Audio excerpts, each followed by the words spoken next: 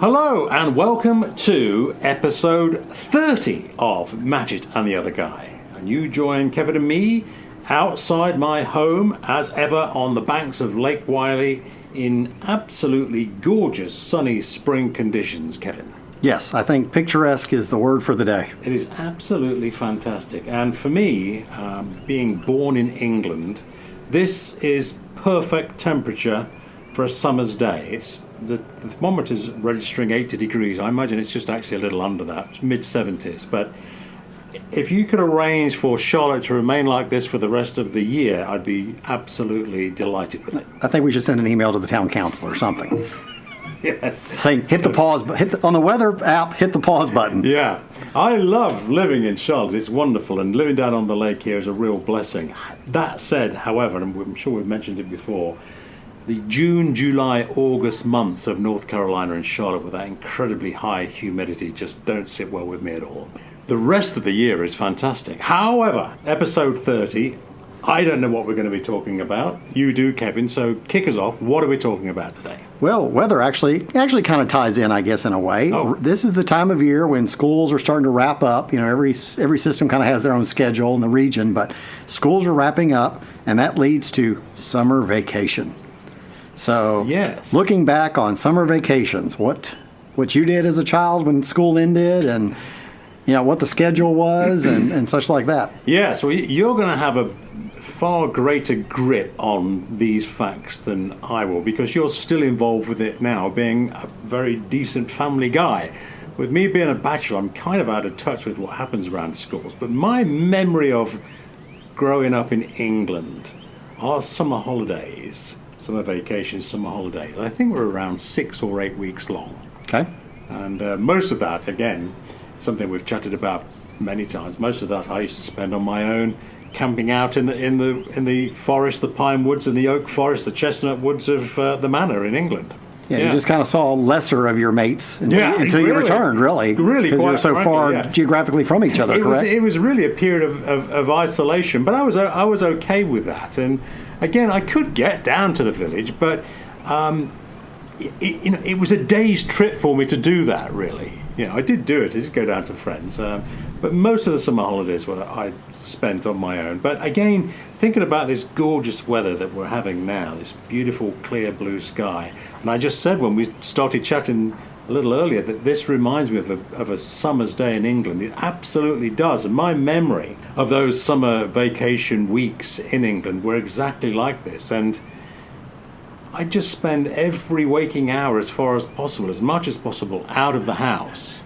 And would only, if I wasn't camping out in the woods and staying overnight, I would come back just as it was getting twilight and have what we used to call tea, dinner, and then sit down and watch the TV for a while, or read, of course, and then. But the days just seem to last forever. When you're a kid, those days just seem like now. You know, approaching 60, a day has gone in a heartbeat. Boom. Well, there's a day, and there's a week, and there's a year gone. But as a kid, those summer holidays seem to last forever. So have you? Yeah, pretty much. Now, did they have daylight savings time or anything? Like, were the nights really light until a good deep part of the evening? Absolutely, yes. But I'll just butt in here and say, but most especially during my time in France, those long summer evenings in France, right down near Cognac, Bordeaux, the evenings would hardly get dark. It would get twilight, but you wouldn't really get a really dark night in the summer before it started to get light again. Wow. Yeah.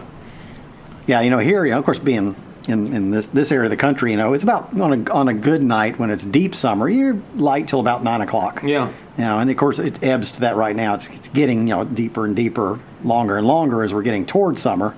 But those long nights of once dinner was over, you had plenty of time to go out and still do things. It was like another day after tea or dinner. You go out and start again. Yeah. And too, it's you probably noticed that at the TV schedules and stuff like that. Used to. Summer was all reruns. They were all wrapped up with their season, so you weren't really missing a lot either. You didn't feel like, of course you don't want to be confined by the tube. Right. But you were. I'll tell you what, a lot of us were. My mum and dad used to watch TV like a religion every evening. And it took me a while I started to get away to read, but every time I went into the lounge, into the sitting room, Dad would always be watching the TV. Was it kind of the same thing? Did they always have new programming during the summertime, or did they change a little bit? My memory of TV growing up in England as a kid, it was never as, you just talked about it here in the States. We're always talking about seasons, and you're not missing much because the seasons have finished and they're in rerun. I don't remember that structure to British TV, English TV. I mean, I might be wrong there, but again, for saying I've worked in TV for 20 years, my knowledge of TV, current TV, is fairly awful. I must apologise about that. Yeah. But yeah, we would wrap up, dinner, and Dad may, piddle in the yard, or Mom might do the same. They might do a little bit of gardening, pruning, and that kind of thing. Yeah. And I may be something with my bike or skateboard or who knows what. Have the dog out, Skippy the beagle we've discussed. He may be out there, and we just make an evening until it got too dark to do anything. But in those summer vacation holidays from school, were you always at home, or did you always go to the same place away for a summer vacation holiday? How did that work? That changed. It changed when we moved to Florida, because when I first, was born in the house in Knoxville. Yeah. We really never had anything particularly we did in the summer. But once we moved to Florida, we came back every summer, each year for at least 3 weeks. Okay. So, and we'd stay with my sister and her family. Yeah. So there was always a good chunk of that summer vacation was spent back in Tennessee. Yeah. Which, again, we hauled that trailer up, and Dad had whatever tools he needed. We'd make a trip down to the lake house, not really enjoying it, more or less a maintenance trip, seeing what needed to be done, mow the grass, do those kind of things. But we would stay up there. They'd catch up with friends. Sometimes there would be a project at my sister's house. Like one time they painted the house, and another time they may be working on some landscaping. Or I remember one year though, Mom and Dad they planned their first Hawaii trip, and this was '84, because the Summer Olympics were going on at the same time. Okay. So, which made it interesting, because they flew from Tennessee, but they stayed part of their time in California because they had a cousin there. And all the hubbub of the Los Angeles Olympics was happening at the same time. So I remember that vividly. So I just, hung out with my sister and her family while they were in Hawaii for, I guess, a week and a half now? Something like that. Yes. And one question I've been longing to ask you, and this is a perfect example, and now we're talking about summer vacations and holidays. We never used to have over in England the summer camps that I see referenced on American TV shows all the while. Like, we go from school and you'd go away to camps. Oh yeah. I never did that either. Yeah. It's one of those. I just never even. It was never brought up. It was never offered. Yeah. Yeah, they're sleepaway camps. Sleepaway. That's exactly right. Yeah, where you may, a parent will send you, and I guess you're there. I don't know what the average time is, but I would say it's at least 2, maybe 3 weeks, because it may need to be worth the time of going. A week wouldn't be worth it, probably. Yeah. But yeah, you go away to a camp, and they do all these exciting things. On TV, it looks great, because you're canoeing, you're doing archery, you're doing trails, you're doing horseback riding, swimming. Yeah. No, that was just never even discussed in the house. Really? So. But they also have day camps. Like, you could easily have signed up to attend tennis camp for 2 weeks, where you go every day and get your tennis training. You've just answered my next question, which was going to be, if you were particularly into a certain subject or a certain sport, you could go to a camp to learn to be a better tennis player or a better baseball pitcher or whatever it would be. You could do that, right? Yeah. And I think part of it was that, from long before I was born, my mom didn't work outside the home. So she was a homemaker, and she was there. So there was somebody to take care of me all the time. Yeah. So it wasn't like they needed someone to, quote, babysit or handle me while they were. I get it. So it was just more of me doing my own thing and hanging out with friends in the neighborhood. So I'm assuming that was another reason for the camps we're discussing here in the United States to exist, was simply the kids are on holiday. What are we supposed to do because we're working? What do we do with the kids? Yeah, being a dad now, I can say it definitely falls into place. So it's like we need something to keep you active. Keep you entertained while we need to do what we need to do. But you got to think. I mean, those summer camps have been going on for many decades, and more and more, both spouses were working in the workforce. Whereas in the old days, there wasn't as much. Usually, it was the father and the mother, would stay home. I must say, I always looked over with a great sense of envy to the United States to see these summer camps. And I'm sure many of our listeners will have two different views on them. They'll either be, well, those camps I remember being fantastic and I'd love them to continue, or I hated every single hour. I dreaded every summer because I was being shipped off. That's right. Yeah, but certainly from the outside looking in, the idea of that woodland setting. But again, you know that I like camping and the outdoors life, but the idea of that woodland setting and the canoes on the lake and the campfire, and that always appealed to me. It looked just fantastic fun from start to finish. Well, and it must have been affected too that none of my friends did it either. I mean, I can't remember anybody I knew that did it. That, oh, well, you're heading off to camp. I'll see you in 3 weeks or whatever, which might have spurred me to go, well, if Jason's going, so there's something we should look into. Yeah. So I guess, again, nobody I closely knew was doing it either.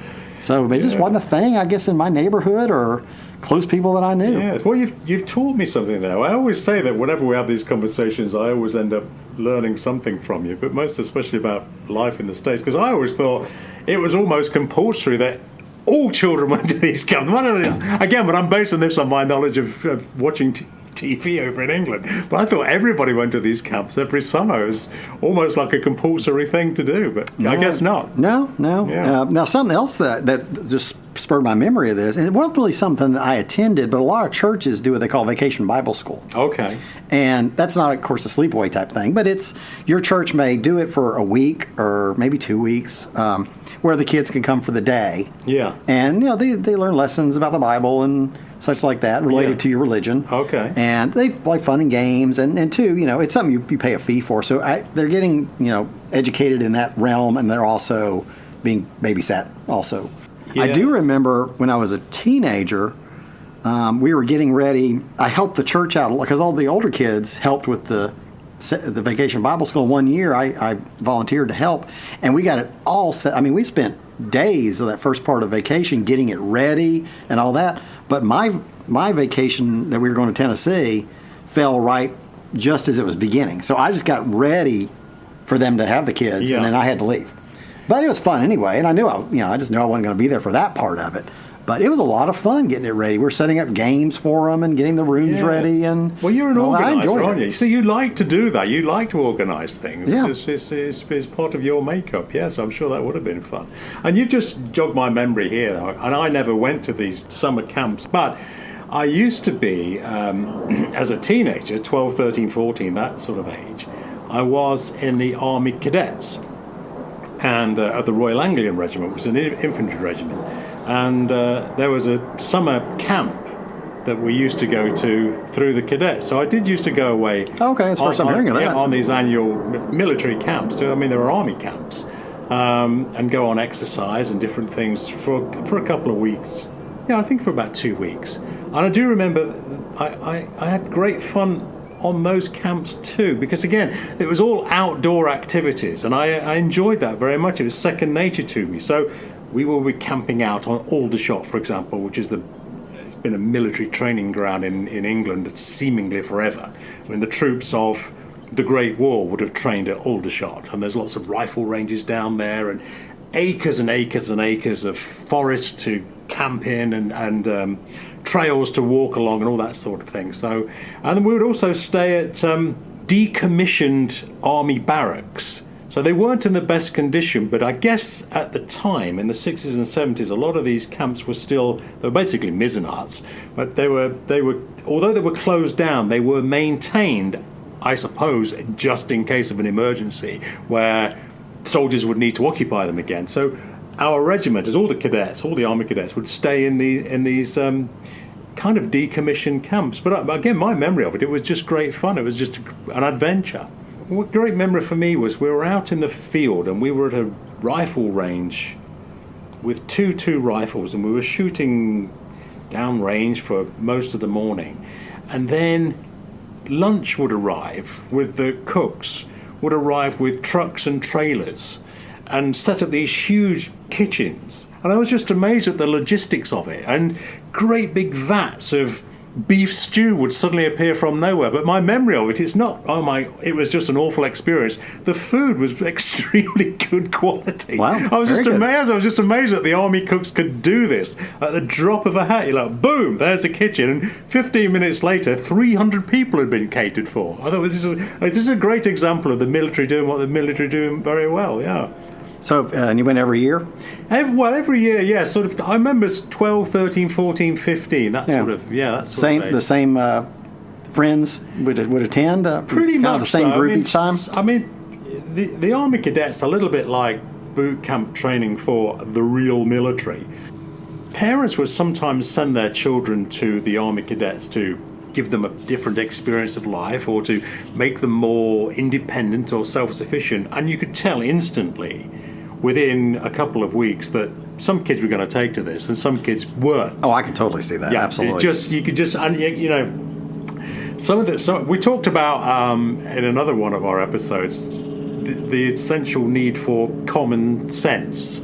Some folks have got it and some haven't got it. Some are accident prone and some aren't accident prone. But boy, oh boy, I mean, I can remember even as a young kid, 12, 13, looking round at some of my colleagues in the Army Cadets thinking, these kids should not be here. They're going to have an accident. Something awful is going to happen. Yeah. Well, if you're going to end up being a MacArthur, a Patton, or an Eisenhower, I think your proclivities are going to start showing early on.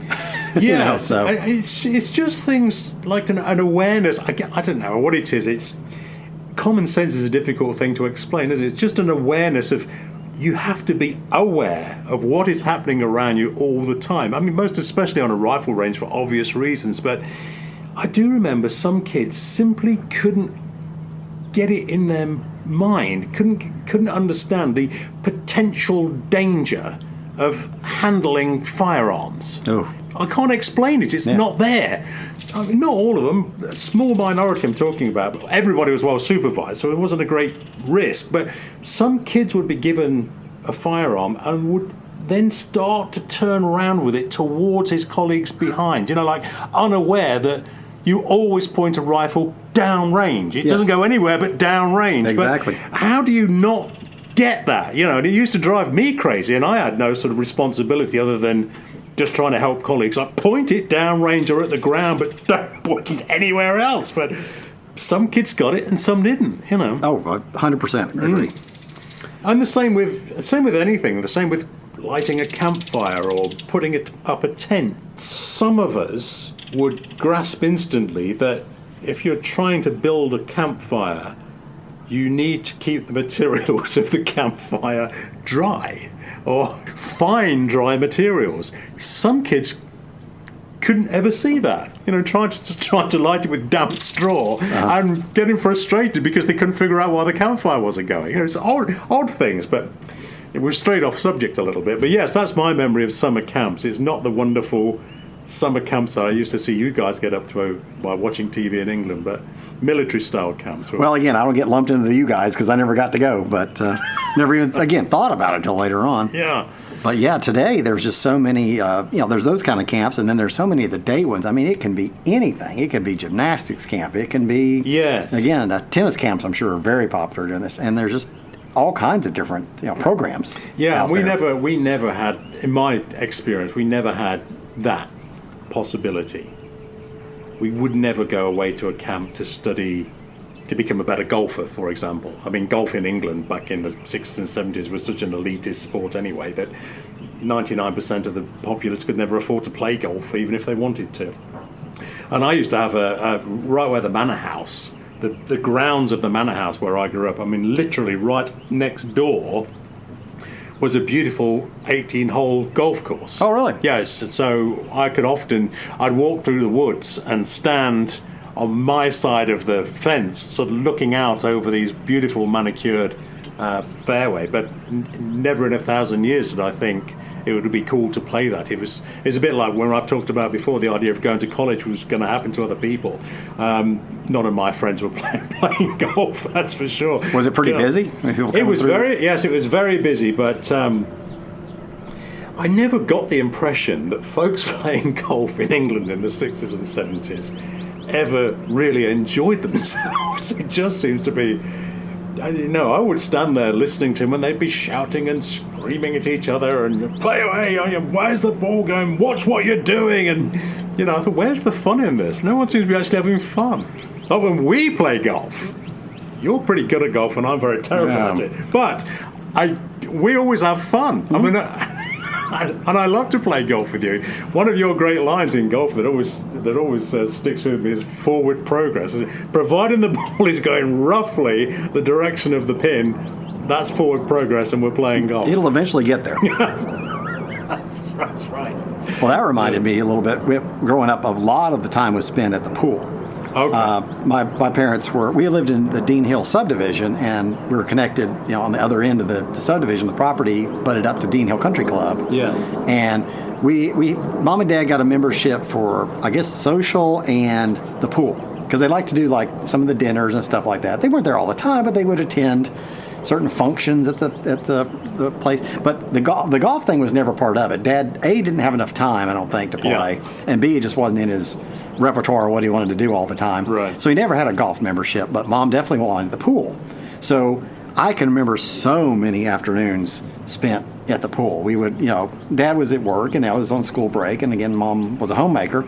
So we would pile in the car, head over to the Dean Hill pool for the day, and hang out. Mom would lay on a lounge chair, and I would go play. And I would end up really out of a couple of friends. I mean, I'm sure there's more I can remember. I remember another kid named Kevin and one named Casey.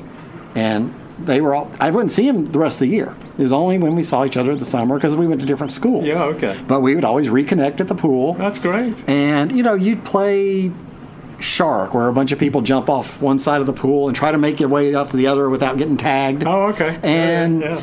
There was the 2 diving boards on the side that were smaller, and then there was the high dive. Yeah. And I still remember the ladder to go up to the high dive seemed so, just treacherous.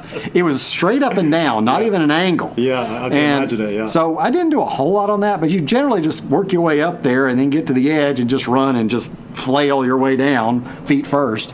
And I'm thinking you took to swimming fairly early, because you love water sports. Oh yeah. I still remember barely remember, but Mom took me to swim lessons at the YMCA. Yeah, okay. Earliest memory, so they made sure I could swim.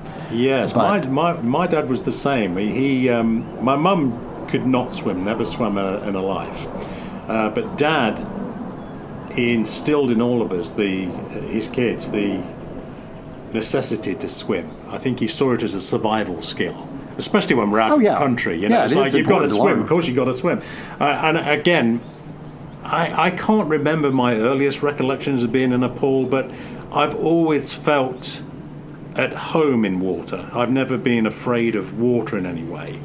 And Dad taught us to swim at a very early age. And one thing that I was always very good at, and to an extent I still am now, even though I'm getting close to 60, is I've always been able to hold my breath underwater for quite a long while. I've always had good lung capacity. And I think a lot of that, again, stems from always cycling as a kid and being out in the woods and walking a lot. And so I've always had, thankfully, touch wood, healthy lungs. But one of my party tricks, if you like, at school, taking part in our swimming lessons, and we would occasionally have competitions of swimming, such as it was in comprehensive education in England, and we would swim a length. But no matter what the designated stroke would be, so let's say it was that awful butterfly, which to me never makes any sense as a way to travel across water, but it just looks so painful. But if you looked at the butterfly stroke, and it's so sort of unnatural to me, I would always volunteer for my house and my group to take part in that, because I could dive in the water and stay underwater for about 75 to 80% of the length. You just stay submerged until you popped up, huh? Basically just cheat the system. And then come back up at the last minute at a couple of strokes, and I'd be at the end of the length. And so, I was always given that responsibility. Oh, Matchett will always do the crazy strokes, because he'll just stay underwater and just swim breaststroke underwater. Yeah. Well, I remember those afternoons, and there was this, the pool was kind of a rectangle shape with a little curve at the end where the diving boards were, and I just remember the vastness of it. And then at the other end, there was a half circle kiddie pool, which was all of a foot deep. Oh, okay. And it had a fountain in the middle that would cool. kind of just spew water, and there was a little slide into that, and then there was a slide over to the side too. But again, all those summers spent there, and usually maybe during the day, if we were going to spend a good amount of time over there, we'd go take a break, go over to the snack bar, which is also to the side, and I still vividly remember either getting like a cold Snickers bar or an ice cream sandwich. One memory I have is the Lipton sweet iced tea in a can. Okay. I'd get that occasionally, and inevitably a yellow jacket or a bee would land on the lip of it because it was so sweet. They'd be drawn right to it, so you're like going, well, I want that tea, but there's this stinging critter on top of it. But the funny thing is, years later, in the mid-'90s, we ended up, I was early in the career out of college and stuff, and we ended up playing golf over there one day. Just a local course that you could go play. Yeah. And I said, well, the pool's right over this little hill. I said, I'm going to go take a look at it. Sure. I went up there and I go, gosh, it shrunk. Yeah. It was so small compared to what I remember. Yeah. It's unbelievable. I was like going, wow, is it 40% of the size it used to be? It was so amazing what you remember differently. Did you used to have at your swimming pools or the school swimming pools, did you used to have that odd little wading pool of chlorinated water that you had to walk through from the changing rooms to the pool to make sure that your feet were clean? No. Did you remember those? We had those as kids. I think we had a big problem with dirty kids. For sure. I mean, you got to remember, even when I was growing up, not everybody, even at that time, not everybody had a bath. And no one had a shower. I mean, the showers were unheard of. Most people had a bath, but not everybody had a bath. And there was a problem in our schools with verrucas, which is a little bacteria growth on the toe, I think. And is that where verruca salt from? Yeah, absolutely. I've never heard it other than her name. From Charlie and the Chocolate Factory. Exactly. Yeah, exactly. Yes. Well, verruca. It was like a little, and when you saw it on the foot, it was like almost like a little blackhead, a pinpointed blackhead, my memory of them.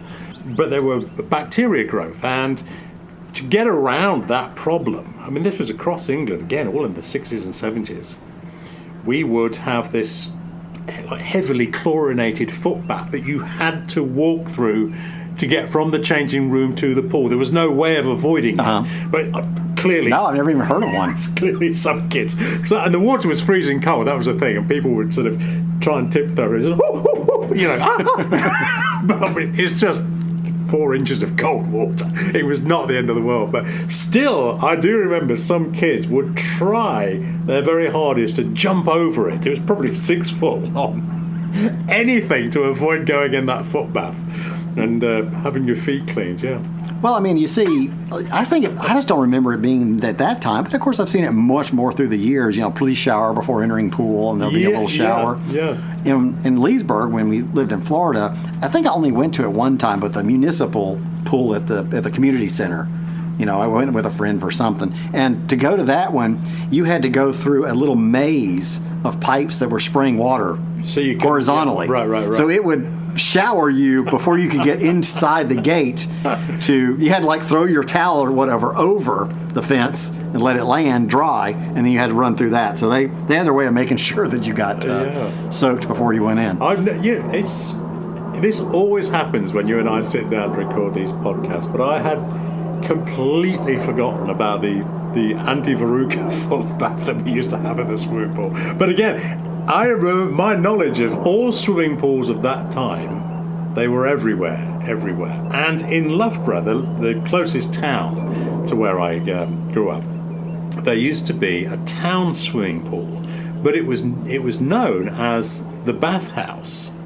The bathhouse used to have maybe 20 bathtubs in there, and folks that didn't have a bathroom at home, they would just have the outdoor facilities, the little shed out the back of the garden. To take a bath, they would go and visit the bathhouse, and they would take a bath in the bathhouse, and then they would wash off in clean water, and only then would they be allowed to go to the swimming pool.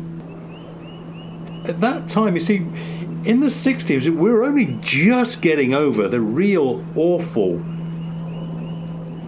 terraced houses that were built for the workers of the mills, for example, in the north, and the factories around Birmingham and Coventry. They were quite literally 2 up, 2 down houses, and they didn't have a bathroom at all. They had a steel bath, a bathtub, a very small bathtub that was hung on the wall in the kitchen. Yeah. And even the miners, most especially the miners, certainly around where I grew up in Colville, Leicester, Nottingham, Loughborough, and up into the north, Oldham, Lancashire, anywhere around there, anywhere there was a mine. The miners, of course, they had no washing facilities when they left the mines, and they would come home absolutely covered in black soot from the mines, and they would the miners, when they returned home, the man of the house would come home and his wife would heat water up on the stove, a jug of hot water, and Dad, it didn't happen to me, but I've seen my friends would do this. Dad would sit in the bathtub, and then Mum would just slosh water over his head to clean him every single day. There was nothing else. And not too awful different from pioneer days. Exactly the same. But I kind of just caught the tail end of that, being born in 1962. And then there was this big housing reform movement in England to make sure facilities were better, to cut down. And again, we've chatted about this before. One of the reasons for the manor house, when it ceased to be a private house, was when kids were suffering with disease or typhoid or whatever it would be, or after operation surgeries, and the chance of picking up infection in the hospitals was so high, kids would come to that manor house to recover. It was a convalescent home run by the government. Yeah, but so I just remember all that was kind of just coming to its close as I was becoming aware of it. But I don't know how we got onto that from summer vacations, but we always... In case they haven't noticed, we tend to go off on tangents. Yes, we do. Well, did anything, like, from the time that school let out until school started, did your parents do anything different? I think did you always take your trip down to see Auntie Phil during the summer? Well, Auntie Phil ran the pub in Derbyshire, so that wasn't very far away. I mean, that was literally a 30-minute drive, and would be at my auntie's. Which was the long trip that you would take? It was down to my other auntie. Auntie Wynne down in Cornwall. Gotcha. So that was, for me, that would be our annual, 99 times out of 100, that would be our destination for summer vacation, because staying with relatives, obviously, is more affordable than staying anywhere else. I get that, believe me. We're all on a very tight constraints of budget. Although I must say, whenever we have these long conversations, and I enjoy talking about them, I probably inadvertently give the impression that my childhood was the most austere, penniless condition, almost like some Dickensian setting. It wasn't at all. It wasn't like that. We had all of my cohorts, my school friends, and I and our family. We always just seemed to have enough money to get through to the next payday. But we had all that we needed. I can't say we had all that we wanted, but we had all that we needed. And again, we had funds left over to go on some sort of summer vacation, and we always had presents at birthdays and Christmas. But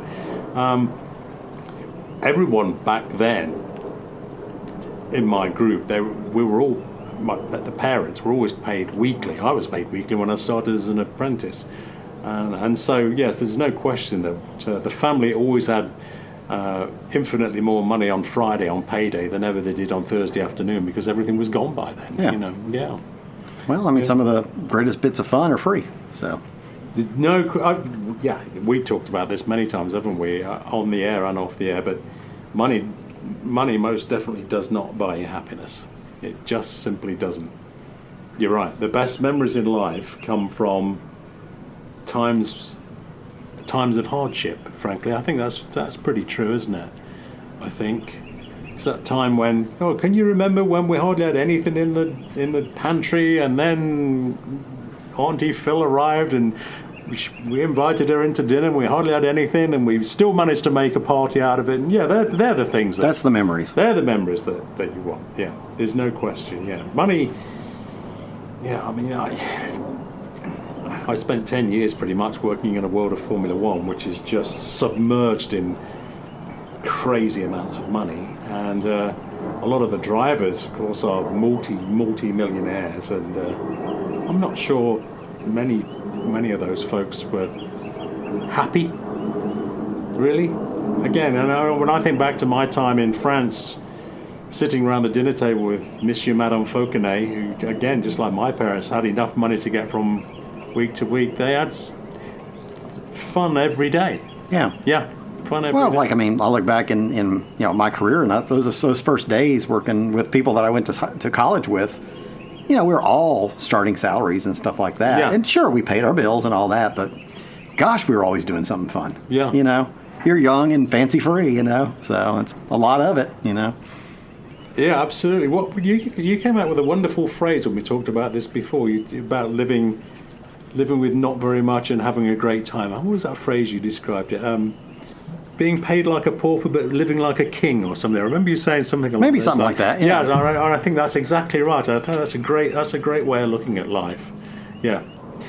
Of course, you need enough money to just pay the bills and put food on the table every day and take the worries away from life. But I've never understood, believe me, I'm never going to be in this position, but I've never understood the need or the desire for celebrities with a lot of money to say that they have 15 houses.